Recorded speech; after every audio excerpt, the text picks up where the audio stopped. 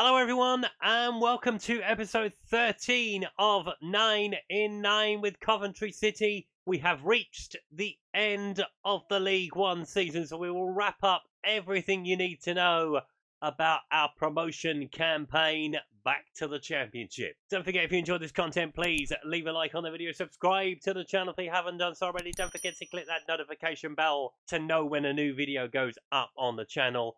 And also don't forget to leave me a comment if you've got anything to say. Let's round up the last 4 results of the League One season. So we start the roundup following the promotion party against Fleetwood with a 2-0 win over Charlton. Victor Goriquez and Wesley Jabello with the 2 goals in the game. We followed that up with a decent draw with Peterborough. Victor Goriquez put us in front. Sarika Dembele equalised for Peterborough. We then beat Plymouth by 3-0. MacLeod with 2. Scott Wharton with an own goal. But on the final day of the season, we suffered defeat at the hands of Wigan. Elliot Thorpe and Charlie Wake with the goals. But that result was very significant for Wigan. It means they secured automatic promotion on the final day of the season. We beat Wolves' record of 103 points, only just though, 104 points from the season. 32 win, which is another record broken by us. 8 draws, 6 defeats, 92 goals scored, 37 conceded, with 55 being the goal difference. A tremendous season from the lads. The playoff places are set as well. Sunderland, Sheffield Wednesday, Derby and Bolton will fight it out to be the 3rd side promoted. Commiserations to Plymouth, Charlton, Peterborough and the MK Dons. They all missed out very narrowly in the end. Down at the bottom of the table, Bristol Rovers are smiling. They survived on the final day. Northampton were relegated, as were Morecambe, as were Fleetwood, as were Gillingham. They were sitting on 39 points for so long, and they were finally sucked into the relegation places on the final day of the season, losing 5 on the bounce. Oh dear. So that's all the league table wrapped up. Let's do the end of season review, shall we? So here we are with the League One trophy front and centre after claiming that against Fleetwood. Let's take a look at the new arrivals, of which myself and Peter Taylor, we did all right, didn't we, in the transfer market in the end? Roshan Williams is one to point out. He was absolutely superb.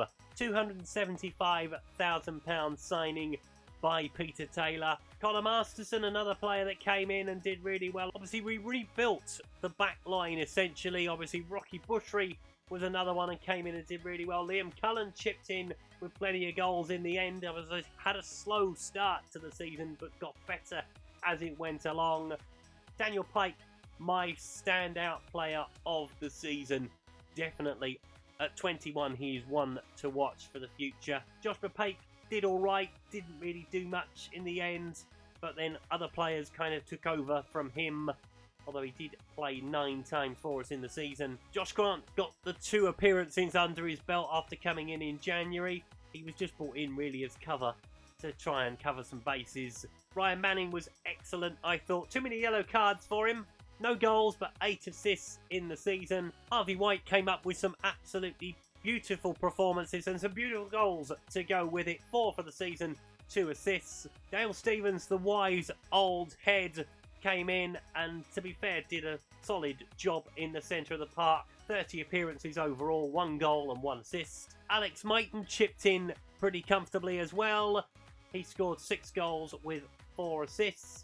Olhil Hernandez come in and didn't exactly do much, but was injured quite a bit at the time in the end. Billy Sharp came in, didn't score a goal, but again, a wise head coming in January. Andre Giselle had a bit part to play, 4 appearances for him. Connor Chaplin the same, had a bit part to play. Overall, I was really, really happy with the players that came into the football club and helped us secure League One promotion. We've had a look at the league table, but we might as well have a look at it again, right? 104 points from our season. Obviously, we didn't lose a game until the middle of December. Sheffield Wednesday was our first defeat of the season. Only the 6th in the season, which is, you know, far better than everybody else. At least 4 better. Obviously, Sunderland were the next best on 10. A couple of sides on 11. But yeah, we were good value for our promotion. I just wish more people had seen it.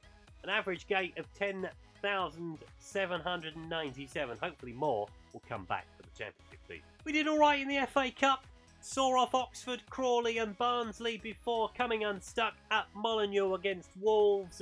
You know, we did meet the board objective of reaching round 4 and I was quite happy with doing that. Carabao Cup, not so much, although Nottingham Forest were tough opposition first up and we were still kind of learning sort of the players that we had. Obviously that is 27th of July, that one. That was our first ever game in charge of the club.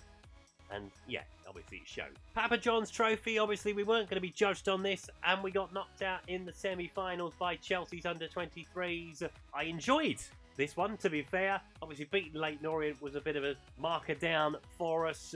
Losing to Charlton and losing to Chelsea. Obviously we beat Brighton's under-23s, which was by no mean feat. We beat Oxford as well. Obviously we did quite well against Oxford over the season as it turned out. So yeah, good thing for the Papa John's Trophy. Now the all-important moments to remember. Biggest win, 6-0 over Leyton Orient. We just mentioned that. Victor Goroquez had a really good game that day. Liam Cullen got a goal. Carl McFadzean, as he says his goodbyes to his career, got 2. And Martin Waghorn got 1 as well. Match to remember, the 2-1 win over Salford on the 18th of March. I'm not sure why that's the match to remember, but there we are. Goal of the season went to Callum O'Hare. I think we saw this one against Rotherham back in September. Let's just remind ourselves. To be fair to Callum O'Hare, he scored plenty of good goals in the season. This one was one of the better ones. Curling shot into the top corner. Yes, we did see this one, and it was a fantastic goal from Callum. Finances, obviously, being in League One, finances are going to be a little bit worse than what they were in the Championship, although sponsorship-wise, not so much. The broadcast revenue was the big hit, and the hospitality somewhat as well. Prize money, obviously, we picked a bit up of that, and we made more money commercially on a match day than we did last season. Shirt sale-wise, 6,065 shirts were sold. Goroquez, O'Hare, Jabello, Godden and Stevens were the top 5. Now we look at the team that played the most. Simon Moore played 53 games. He was an integral part of our side. The 1 assist for him as well. Daniel Pike was in at right back. Obviously him and Bushry interchanged quite a bit. Roshan Williams and Connor Masterson were the 2 key centre halves. Special mention for Declan Drysdale and for Carl McFadzean as well. They both chipped in when they needed to. Ryan Manning, obviously, as we mentioned him earlier on, an integral part of the side. Down that left-hand side, obviously, Gustavo Hamer filled in there a little bit. Harvey White did as well. The 2 key men in central midfield, those 2 guys.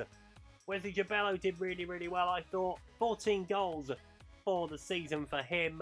Callum O'Hare, we've mentioned, he had a tremendous season. Jordan Shipley as well did really, really well. We had lots of players who did really well this season. 9 assists and 8 goals for Jordan Shipley.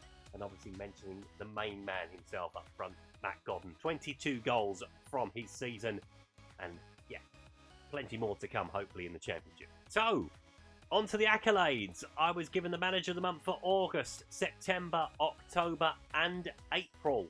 Obviously, we were unbeaten up until December. Not sure why I didn't win it in November, though. Never mind. So the fans' player of the season was Jordan Shipley, quite rightly as well, I think. Declan Drysdale won the young player of the season. Goal of the season we've seen from Callum O'Hare. Top goal scorer, Matt Godden, 22 goals. Top assist was Gustavo Hamer with 10. Most man of the matches was Roshan Williams with 6. He had the best average rating at 7.3. And the best pass completion rate went to Dale Stevens, 66 per 90 minutes. He was a very, very key player with Dale in the end. Record breakers, so we broke the record by the most goals in a season, Matt Godden. Most goals in one game by Liam Cullen. That very funny game against Brighton's under-23s. We mentioned the most assists. Most clean sheets for Simon Moore, 23 in the season. And as we've mentioned already, Roshan Williams picking up the most man of the matches. So it really was history in the making. It was a superb season for Coventry, who exceeded all expectation throughout the campaign and claimed a deserved title. Yes, we did. And just to reiterate, obviously we scored 92 goals in the season. Everyone who played an integral part, or nearly everyone, scored at least once. Obviously, Matt Godden led the way with 22. Victor Goroquez gets a special mention as well. 14 goals in 30 appearances. Nearly 1 in 2 for Victor Goroquez. Obviously, he missed 3 months of the season in the end. That's a tremendous effort from him. Wesley Jabello, as I mentioned earlier, 14 goals, 8 assists for him. Liam Cullen, 13 and 3. Generally, players who scored a lot of goals, they helped out as well in the assist column. Gustavo Hamer, the standout for those. Some of those balls he was playing in behind were beautiful, frankly. And yeah, obviously we scored a lot of goals from set pieces. The defenders feature prominently on that. Connor Masterson and Roshan Williams and Declan Drysdale, all on 3 apiece. Carmen Fadsian picking up the 2 as he says goodbye to Coventry City. As potentially do I. Obviously, we have achieved a 2nd promotion. We are back in the Championship. We now have a decision to make. Do I carry on with Coventry and see if we can get promoted to the Premier League? Or do we move on and give someone else a go at Coventry and we find ourselves a new club? We could go abroad. We could stay in the UK. I will have a think. We'll see what happens over the next couple of weeks. Obviously, the Premier League season has not ended yet. We may look at one of the clubs coming down from the Premier League into the Championship. Alternatively, managers might leave their jobs. So we will see what happens next time. But I've enjoyed my season with Coventry City. So if we have to do a second one, I'm quite happy with that. Some of these players have given absolutely everything to the cause. So if somebody else is in charge next season, they are going to get a very good squad of players. Don't forget, if you enjoyed today's video, to please leave a like. If you haven't subscribed to the channel but like to do so, please click that subscribe button down in the corner. Don't forget, if you've got any comments to make on today's video, to please leave them below. And I will see you next time. Thanks for watching. Goodbye.